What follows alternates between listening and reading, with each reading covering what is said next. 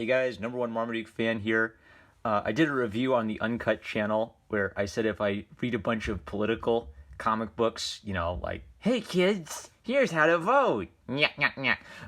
Then I kind of need like a good manga to help me take a break and restore my soul after that. And Berserk is definitely a really good book to take a break from political books. But the problem is Berserk is so sad and unremittently like everything's terrible. Then you need like a happy book to take a break from Berserk. So I'm getting caught in this catch-22 where... Anyway, Berserk by Kentaro Miura.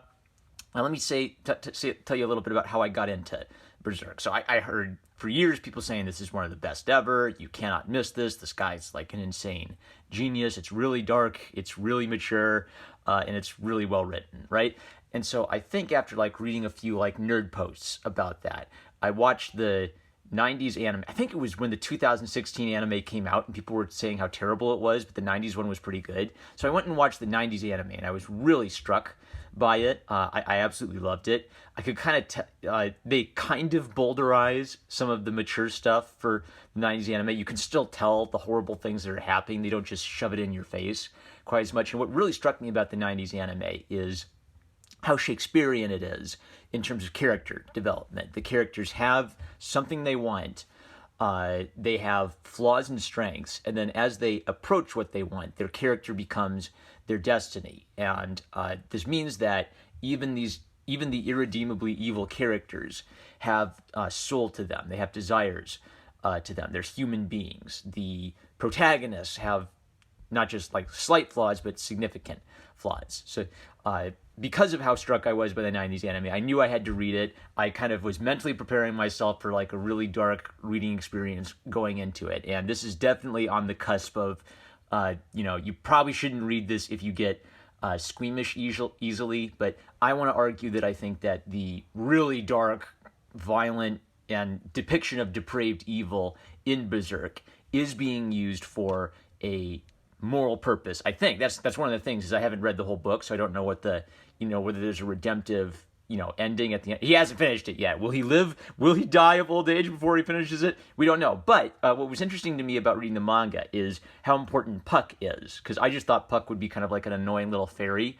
going on the journey. What Puck ends up being is kind of a moral voice who recognizes that the loss of life and the loss of innocence going on around them is terrible. Puck is sympathetic towards innocent people. And this is contrasted with Guts, who's the protagonist, who's the hero. But Guts has basically been beaten down to the point where he doesn't believe in anything good anymore other than revenge and justice on the truly, satanic evil people in his world. So, few little artistic observations. I mean, like I said, in the anime, there's like this Shakespearean level of character development. It's also about a guy in black armor and spiky hair who swings a really huge giant sword around, right? So there's the fun element in addition to the serious element. So artistic-wise, the first volume, I think Kentaro Miura is a genius, but he is a little bit stiffer in his first volume, and you can actually see rapid development just in these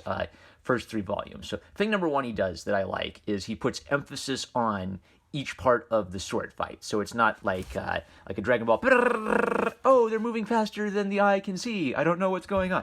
Like, he makes you understand and feel what's happening in the fight using visual emphasis. So he fills the whole left side of the page and the sword extends off the page and the billowing cloak goes all the way up, kind of like adding like an extra exciting shape to it, but then also emphasizing how freaking huge this thing is. And he'll have usually a few small sword strikes, and then it'll end with one big giant sword strike, cutting through, all the enemies in his path, offset by this big, beautiful, billowing black cloak, right? So he has an idea for what's like visually spectacular. And then jumping in, I have to read this. It's not a Berserk review if you don't read this. It was much too big to be called a sword. Massive, thick, heavy, and far too rough. Indeed, it was like a heap of raw iron.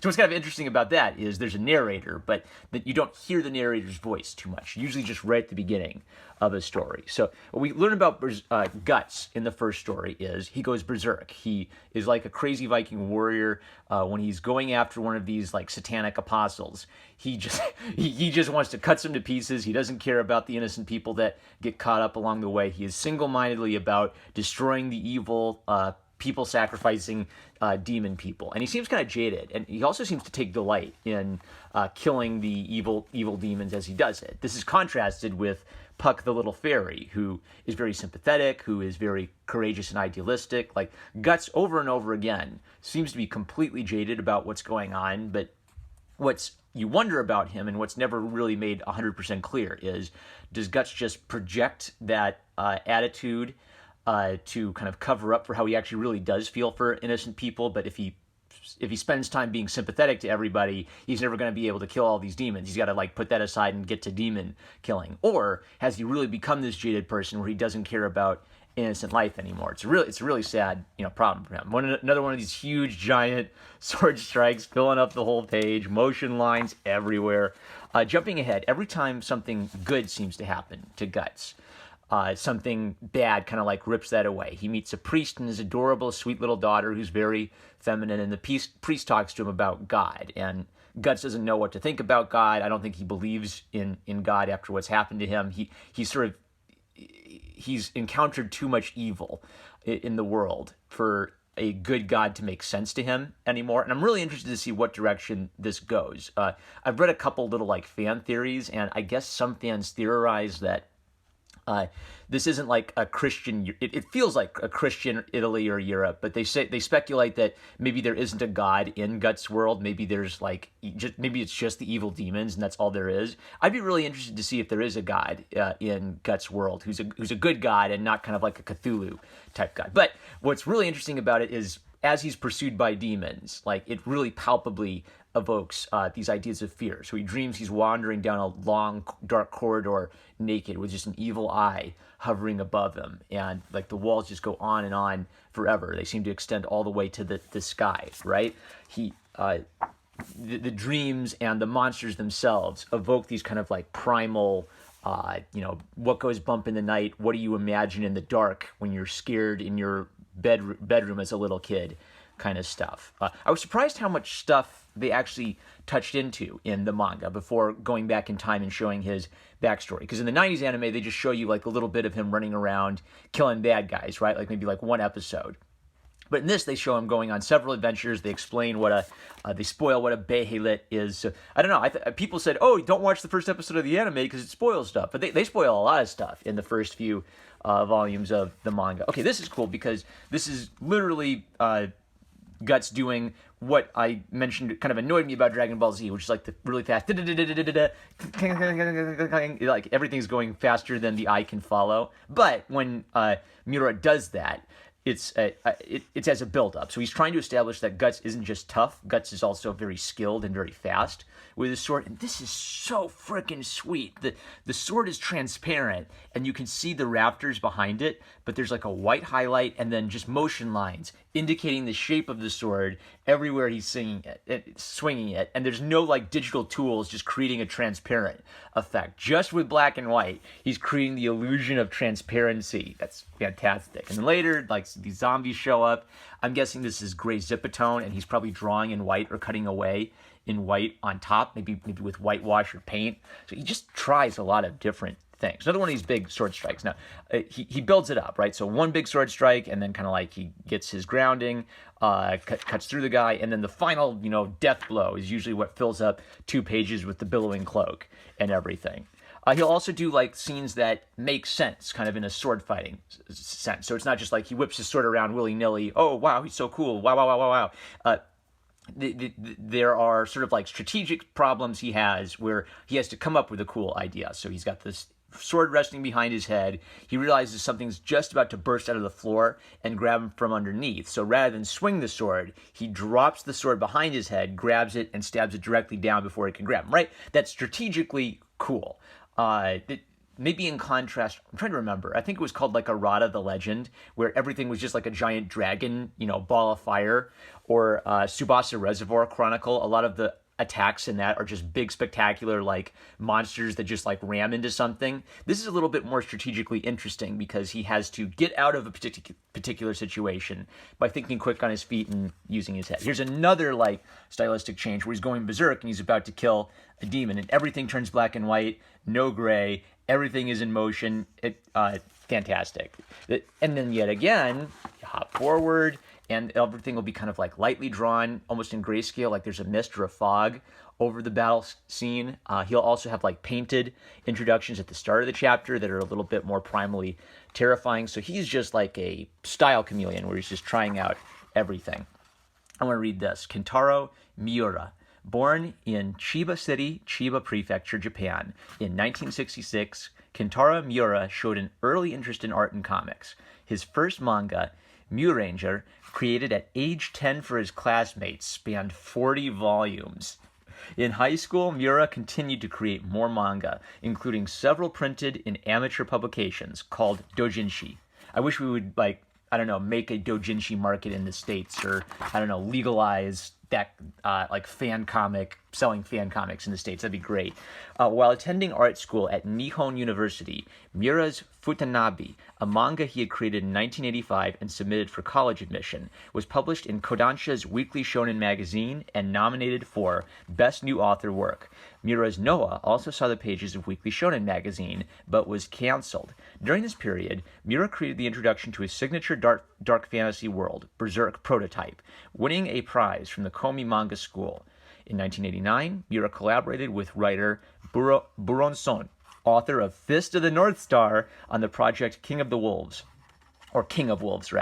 published in Animal House from Hakusensha. A sequel followed in 1990, and in October of that same year, the first chapters of Berserk appeared to little fanfare in the renamed Young Animal. Miura and Buronson again teamed up in 1992 for the series Japan, also in Young Animal. Berzerk's popularity began to grow with the release of the Golden Age story arc and became a major hit, and Miura became one of the vanguard of contemporary manga authors. There is curse marks in Naruto, anime boys with a rough attitude and giant swords. This is an archetype creator. You can so tell. And what's amazing is when you go back, sometimes the guy who created the archetype, their work seems dated. This is still so good so many years later. Let's see here. Golden Story Arc. With the exception of Gigantomaxia Standalone Project, published in 2013, Miura has devoted his creative efforts to Berserk, the ongoing series now reaching an astounding 40 collected volumes in Japan and selling over 40 million copies internationally.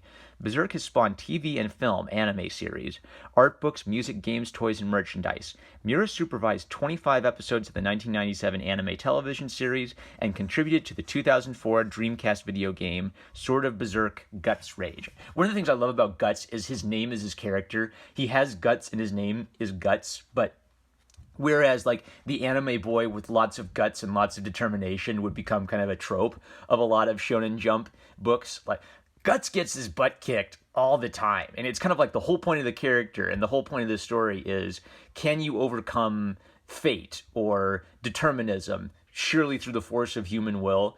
And for the whole first volume, it seems like he can kill a lot of bad demons with the force of his will, but it seems like there's some things that he just can't undo about fate. And that's one of the interesting things is, if there's a God, is there a God predestining these things, or is it merely the blind hand of, cruel, merciless Darwinian fate in his life? So it's getting at some really deep, I would say, theological ideas. I don't know what Kentaro Miura's theology is. I don't know if there's going to be a redeeming or wholesome message at the end of Berserk, but what it does right is it portrays evil as evil. Not for the weak of heart. If you don't want to read it, I understand. I'm not going to judge you. What I decided to do is anytime it was getting too outrageous, I just said, okay, I get the idea. jump ahead a little bit. But it is portraying evil as evil in the context of a story of a young man who's kind of been beaten down by evil and is trying his darndest to defeat evil in his world. That's the great, masculine ideal. In a rough world, rough masculine men are what are needed to take care of evil, not nice little genteel men. All right, that's the review. I'm a Marmaduke fan. I really enjoyed it. It deserves its legendary status. I'm going to look forward to working my way through this gradually. Love you guys. Catch you later.